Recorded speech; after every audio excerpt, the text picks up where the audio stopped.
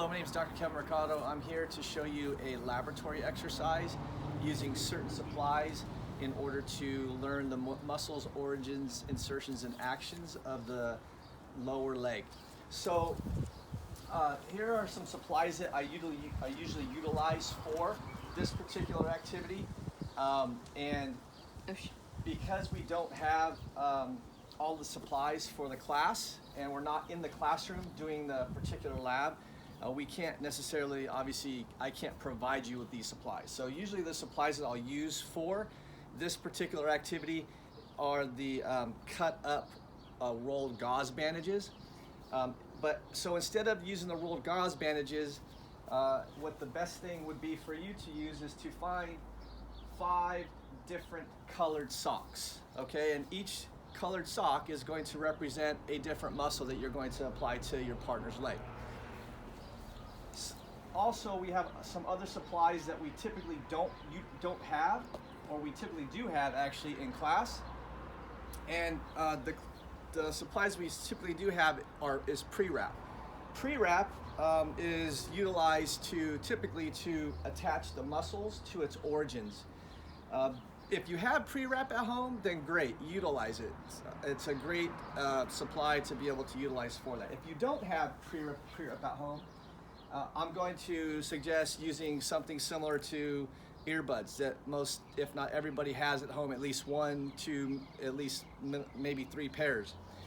So I'm going to show you how to do it with the pre-wrap, how I normally do it, and then you can figure out how to use or attach the origins with other tools or supplies that you might have. I may even decide to show you how to do it with this as well. So first thing we're going to do, another thing you're going to need as well before you start is you're going to need your packet, okay, your packet of information, all the muscles, origins, actions, insertions, as well as the pictures that you've drawn, because you'll need to be able to know where the origins and insertions are at and the actions to perform in order to perform the lab. So you're going to need your manual packet information as well. Okay, so we'll start off. And so what I'll do is I'll go through the actions or origins insertions in order according to how I think it's easier for you to apply it. Okay, so we're going to go first. We're going to start with the Gastrocnemius.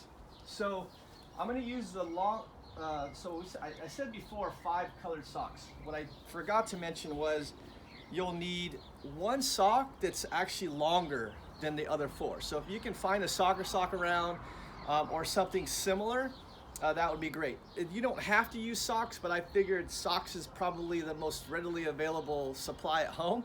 So you can come up with 5 socks at home in order to do this. But the long soccer sock is going to be really effective for the gastrocnemius, since the gastrocnemius is a longer muscle.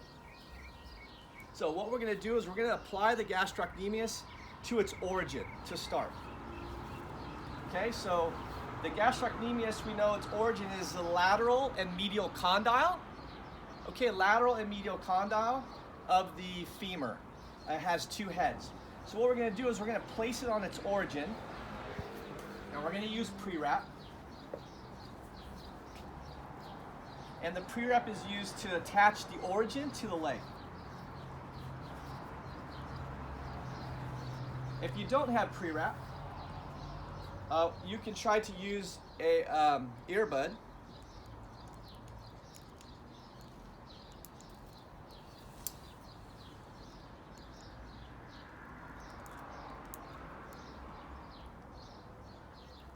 To attach the origin to its leg, to the leg. So this is an easy way to just set it in like so. Okay, so now we have its origin, and now what we're going to do is we're going to attach the other end of the muscle to its insertion. Now, the best way to attach it to its insertion is with tape. Okay, so not everybody has a roll of tape like this at home, but if you do, it's the best option. If you don't, then duct tape, if you have enough access to it so you don't run out, because it's good to have duct tape for other things besides the lab that you're going to do a class for.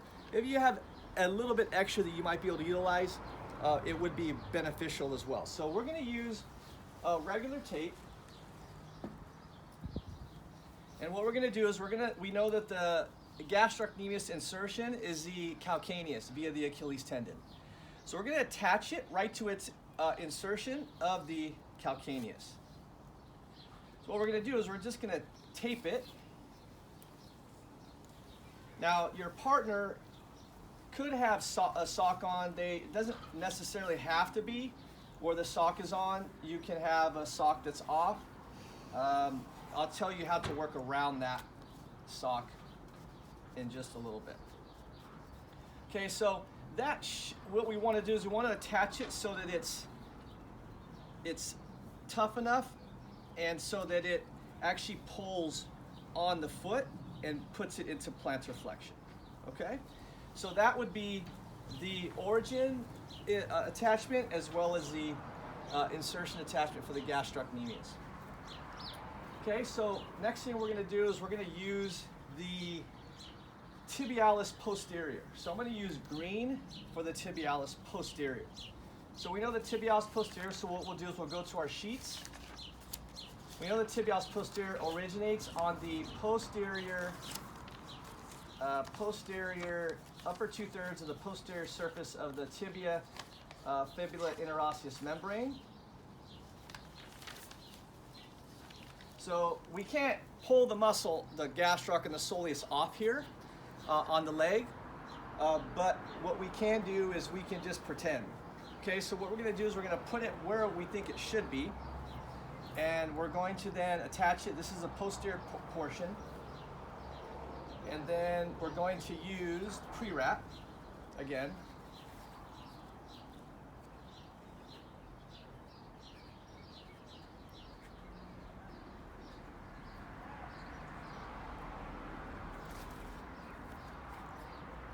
Just go one time around is fine. It doesn't have to be a lot. And then we know that this muscle, the tibialis posterior, dips posterior behind the medial malleolus, inferior to the medial malleolus, and it attaches onto the bottom of the foot, and it inserts onto the 9 tendon slips.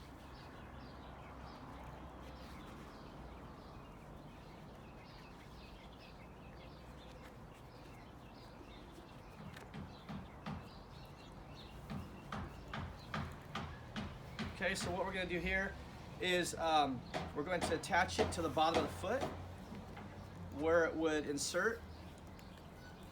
And we're going to tape it.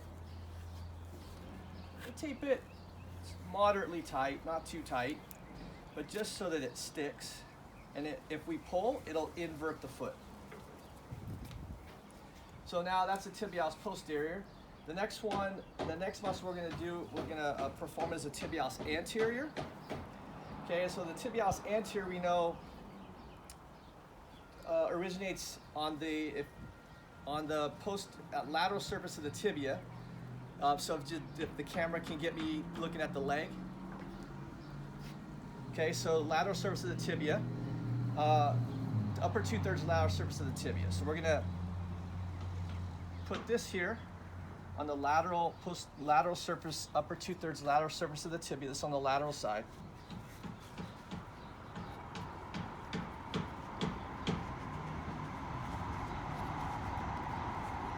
Try not to put the origins and avoid.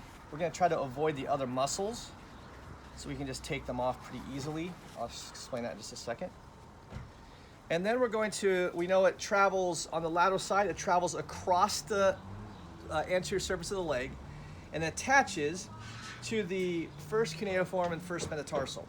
So we're going to attach it right on that particular point.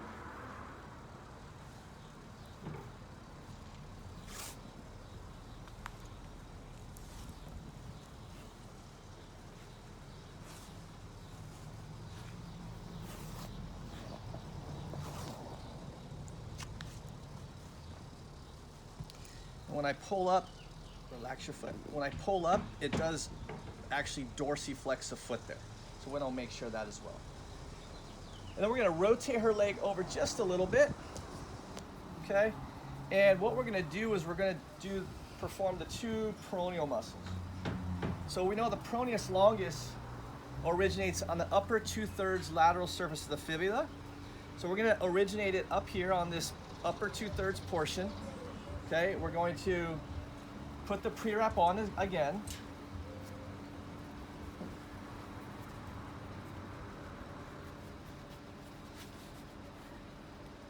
Just keep it there for right now.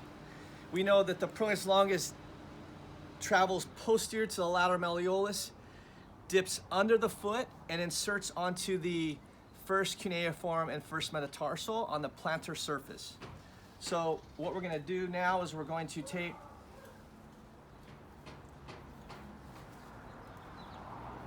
it onto that particular insertion point.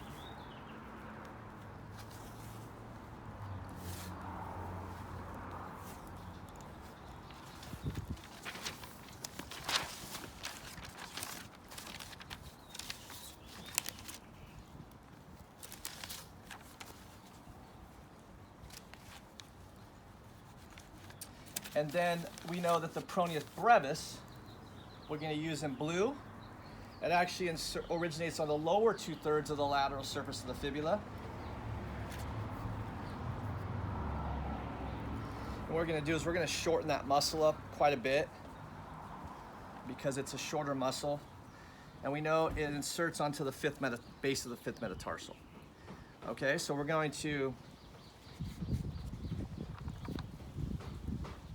place it on its origin, and we can just cover the other ones up because we're going to do this. We're going to take the origins off in just a second.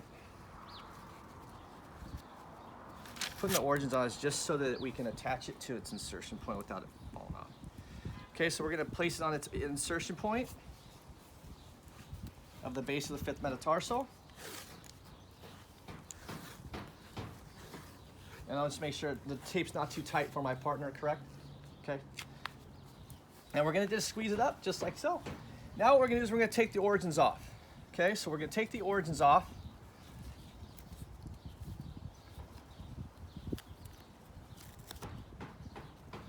Because we have everything attached to the insertion points.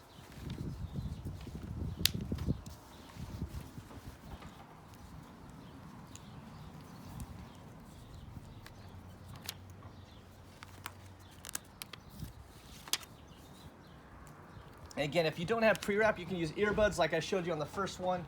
You can use, you can cut up, I brought this out, you can cut up some string. That would be also something you could utilize to attach the origins. You could utilize rope as well if you have some extra rope laying around that, you know, isn't going to be utilized for anything else. You can cut up those pieces, use some rope to attach the origins as well. And then we'll cut this off here. So now what I have, okay, now what I have is I have 5 muscles that are ready to be learned and worked with. Okay, so I have the black, the green, the pink, the blue, which I know is, so we don't get confused, if you roll the sock up, it might be a good idea to make it shorter so you don't get confused. The blue is shorter, and then the white. Now, once you get set up with these 5 muscles, then what you can do is you can begin to start to practice learning your muscles through the way that the video that I presented earlier, which was the goal of training video on the lower leg. You can now show this and now perform your practicing of the lab. So what I would do is I would go, okay, I'm going to go to the first one. We can start out with the black. I'm going to go to the black. So the black I know is my first muscle I placed. I'm going to go to my lab notes. I'm going to go to my picture that I drew of the gastrocnemius, and I'm going to go, okay, gastrocnemius, origin, lateral head, lateral condyle, medial condyle. It travels down, inserts on the posterior base of the calcaneus via the Achilles tendon, and the action it performs is plantar flexion. So you can pull, if you did it correctly, which this might be a little bit too high. It could be a little bit lower. If you pull, it should, let's have her keep her foot up a little bit. Pull, relax, pull, and then I pull, and then it plantar flexes. The next one that I'll put is tibialis posterior, because we did that, we'll do it in order, because that's what we did. The tibialis posterior, I'm gonna go to my notes, because this is what I would prefer that you do. The origin, upper 2/3, posterior surface of the tibia, fibula, interosseous membrane. It travels down via long pulley tendon, passes posterior inferior to the medial malleolus, splits into 9 tendon slips, and then when you pull it, you're gonna see the foot move into inversion. So that's going to help you out quite a bit so you know and can remember what that action is. So the next muscle I'm going to perform is the tibialis anterior, because that's what I put on next. So I'm going to go to my notes. Tibialis anterior, I can get my picture of the images I drew as well. Origin, upper 2/3, lateral surface of the tibia. Transitions down via a long tendon that travels obliquely to the medial side of the foot, to the first cuneiform and base of the first metatarsal. And then if I pull it up, and I did the taping correctly, it's going to actually dorsiflex the foot the way we want it to. So I pull up, it dorsiflexes. Now I'm going to go to the other two, peroneal muscles. So the last two muscles that we covered, peroneus longus, peroneus brevis. We use the blue for the peroneus brevis, the white for the peroneus longus. I rotate our leg over a little bit. I originated on the upper lateral surface, upper 2/3 lateral surface of the fibula. Transitions down via long tendon that travels posterior to the lateral malleolus, under the foot, deep to the plantar surface foot muscles, and the plantar base of the first metatarsal and first cuneiform. So if I pull, it actually does do a really good job here of reverting. I did a good job of taping it. So I pull it, it everts the foot.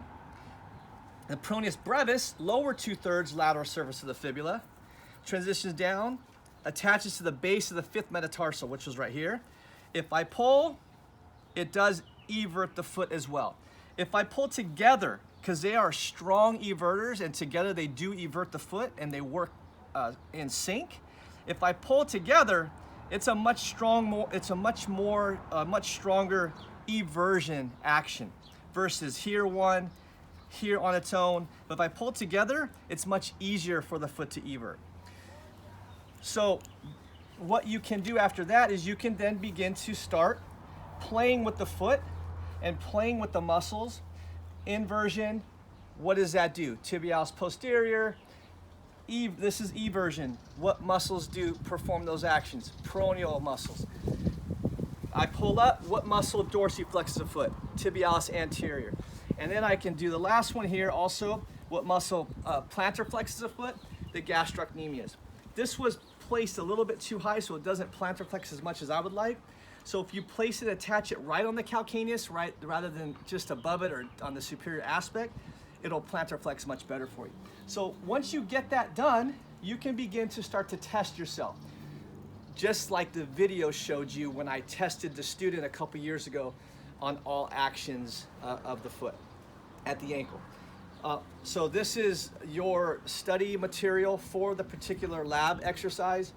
Again, dorsiflexion, eversion, inversion, and plantar flexion using socks, earbuds, string, tape, pre-op, whatever you can utilize at home while we are in quarantine.